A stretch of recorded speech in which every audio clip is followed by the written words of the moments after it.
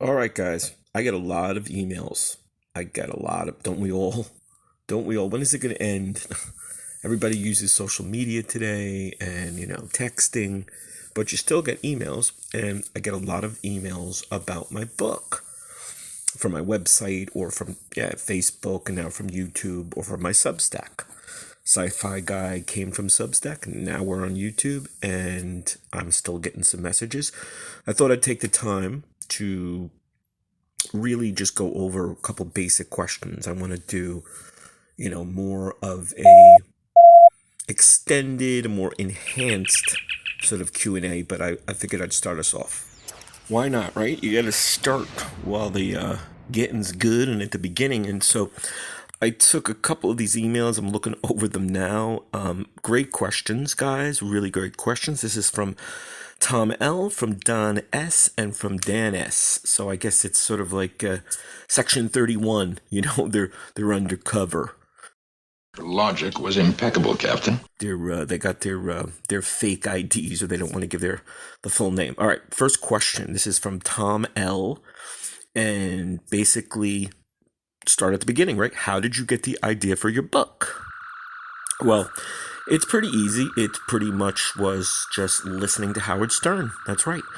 I dedicate Star Trek Sex to Howard Stern and Robin Quivers, his loyal sidekick. I used to listen to, I guess, Stern, back in the early 80s, early mid 80s. But I really started to listen to him in the late 80s, early 90s. And I was just listening one day and they started talking about Star Trek. Howard is a big Star Trek fan. He's a big sci-fi sort of geek, comic book, what have you. And I think they were teasing him, or they were talking about Klingon sex. Oh, they were teasing Robin more, right? About her many sort of, conquests with her partners. And I guess somehow they said something about Klingon sex, or wouldn't it be interesting if, I guess, Robin had sex with a Klingon or something of that. And I was like, bing, the light bulb. I mean, it was really just that easy. And I guess I started it that week or so, a couple days later, boom. And so thank you, Howard. Thank you, Robin. All right, I love this one. This might be the best. This is from Don S. Another Section 31 man here. Don S., you have to pick one and only one woman for Kirk. He may not like it, but you pick the one woman who's the most alluring, sexual, and the best partner for him. Maximum warp. All right, well, it's a great question, and it's a great question because it really is so kind of open. There's so many choices, but the safe answer in ways, of course, it's got to be Edith Keeler, played by Joan Collins. I mean, come on, guys, she just is Kirk's woman. Okay, she just is. I mean, okay, yes, he has a son, right? James T. Kirk has a son, David, with Dr. Carol Marcus, of course, right? He fancies the green gals. He loves the green Orion slave gals, right? But Edith Keeler is a knockout. She's an absolute knockout. She's intelligent, she's caring, and she seems to sort of, I guess, look through Kirk. She can look through Kirk in the best possible way. With, I guess, people say, right, she must have sensitivity, psychic powers, or some, insight, maybe almost like Guinan, maybe like an Elorian, like sort of her presence of, time spacing, knowing he's from somewhere, right, not from this time, and that Spock is always at his side. So all those great things that was sort of, psychic flashes or insight flashes.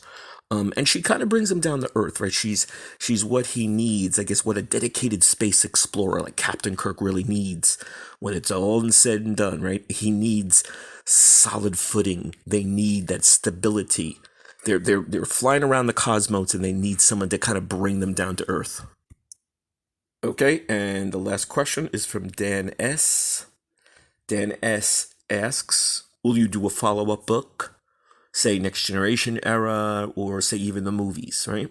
Okay, I've considered it, and even my publisher sort of suggested it. We talked. I do touch upon other shows and movies in the book, and there's certainly a ton of material to mine, from all these shows. I mean, it's just like you could just Next Generation alone, would be something to tackle for months, and it would take a while to research and to get down, and then Deep Space Nine, say Voyager, it's such an embarrassment of riches with Star Trek and all types of themes, and especially and certainly the sexuality. So it's there. It's certainly possible. I'd love to do it. I've definitely considered.